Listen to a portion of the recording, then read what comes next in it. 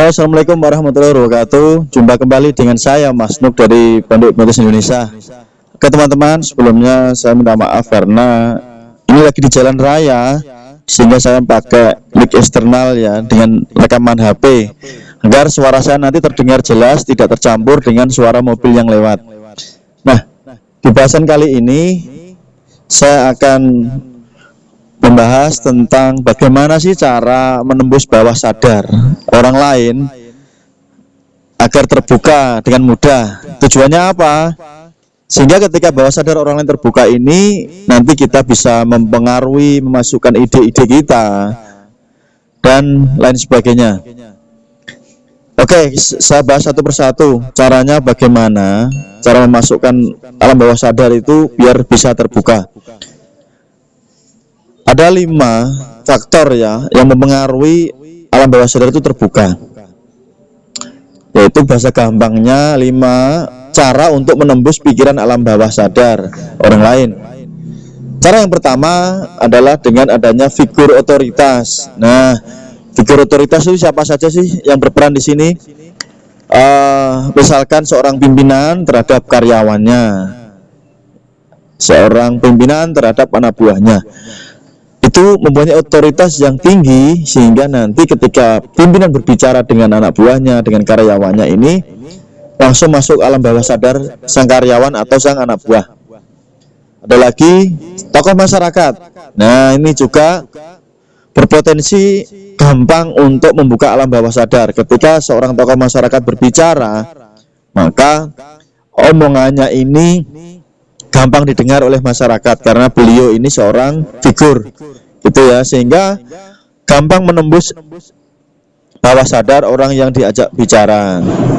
Ada lagi tokoh agama, ini termasuk ustadz, kiai, pendeta dan lain-lain. Ini juga gampang menembus alam bawah sadar orang yang diajak bicara.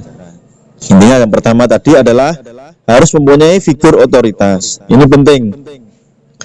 Ketika seseorang sudah punya figur otoritas yang tinggi, maka dia dengan mudah untuk memasukkan pesannya karena bawah sadar orang yang diajak bicara ini sudah terbuka terlebih dahulu. Kemudian yang kedua, adanya emosi yang intens. Maksudnya bagaimana? Emosi di sini bukan berarti marah, no, bukan. Nah, emosi ini adalah wadah. Di situ ada marah, ada sedih, ada bahagia dan sebagainya. Nah, itu masuk kategori dalam wadah emosi. Ketika seseorang bisa kita bawa ke dalam emosi yang berlebihan, maka akan mudah untuk dimasukkan pesan ke bawah sadarnya. Orang yang terlalu sedih, maka akan gampang untuk diberikan sugesti. Orang yang terlalu marah juga gampang dilakukan sugesti. Contohnya yang marah itu apa? Kalau Anda lihat ada pertunjukan yang namanya tenaga dalam di sana, maka orang yang audiennya yang marah dia akan mudah untuk didorong jarak jauh dan sebagainya. Nah, itu bukti bahwa marah juga bisa dimasukkan perintah atau sugesti ya, dan emosi-emosi yang lain. Kemudian yang ketiga, repetisi ide. Jadi kita harus mengulang ide kita agar ketika kita melakukan pengulangan, ide tersebut masuk ke bawah sadar. Hal ini lazim digunakan oleh para wartawan, bahasa gampangnya ini media cetak, elektronik atau media sosial ya.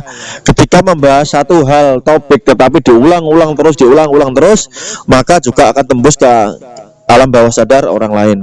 Berita yang dimuat dengan tema yang sama, dengan kemasan yang berbeda tetapi dilakukan berulang-ulang, temanya sama, juga akan gampang masuk ke alam bawah sadar. Nah, kemudian yang keempat adalah komunitas atau identifikasi dari sebuah kelompok. Ini juga gampang. Misalkan ada sebuah komunitas tertentu, komunitas burung misalkan. Nah, di sana juga gampang untuk dimasukkan ide-ide atau menembus bawah sadar.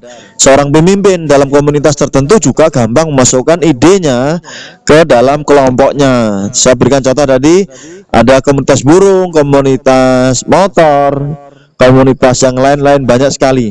Seorang pemimpin komunitas juga gampang untuk memasukkan idenya. Maka tak heran zaman dulu juga terkenal dengan adanya geng motor.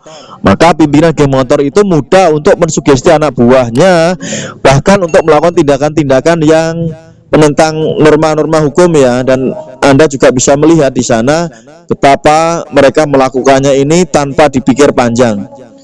Kemudian yang terakhir atau yang kelima adalah relaksasi pikiran. Nah, ini juga cara gampang untuk menembus alam bawah sadar. Ketika orang dalam kondisi rileks, kondisi santai, maka ide-ide kita itu lebih gampang untuk dimasukkan dalam dunia hipnotis, hipnoterapi.